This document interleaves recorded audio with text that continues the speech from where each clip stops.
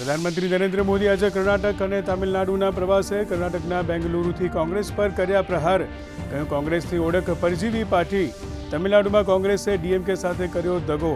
બેંગલુરુમાં art of લિવિંગના સ્થાપના સમારંભમાં પણ આપશે હાજરી.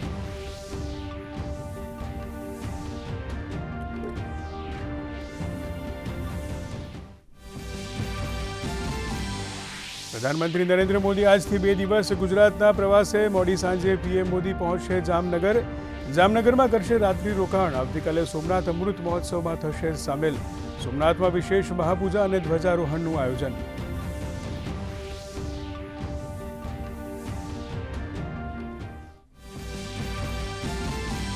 સોમનાથમાં દર્શન કર્યા બાદ પીએમ મોદી પહોંચશે વડોદરા. વડોદરામાં સરદાર ધામ છાત્રાલયનું કરશે લોકાર્પણ. સરદાર ધામમાં લાઇબ્રેરી, ઓડિટોરિયમ અને સેન્ટ્રલ ડાઇનિંગ હોલ જેવી સુવિધાઓનું કરશે નિરીક્ષણ. જનસભાને પણ કરશે સંબોધન.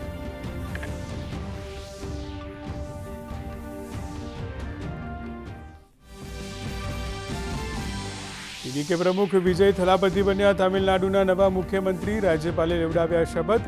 9 ધારાસભ્યોએ પણ મંત્રી પદે લીધા શપથ. શપથ સમારંભમાં કોંગ્રેસ નેતા રાહુલ ગાંધી રહ્યા હાજર.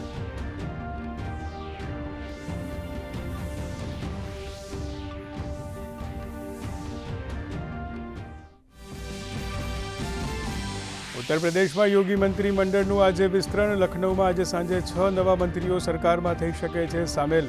જોકે સરકાર અને સંગઠન તરફથી હાલ કોઈના નામોની જાહેરાત નહીં.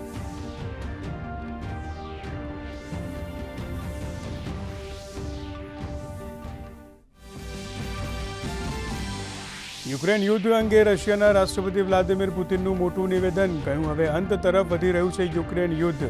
સ્થાયી શાંતિ સમજૂતી પર સહમતિ બાદ જ ઝેલેન્સ્કી સાથે મુલાકાતથી વ્યક્ત કરી સંભાવના.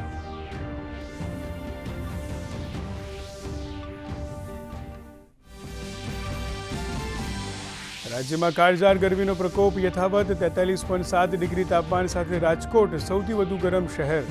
અમદાવાદ અને વડોદરામાં 43.4, ગાંધીનગરમાં 43, ભુજમાં 42 તો સુરતમાં 40.9 ડિગ્રી તાપમાન. રાજ્યમાં આજથી 6 દિવસ હીટવેવની આગાહી.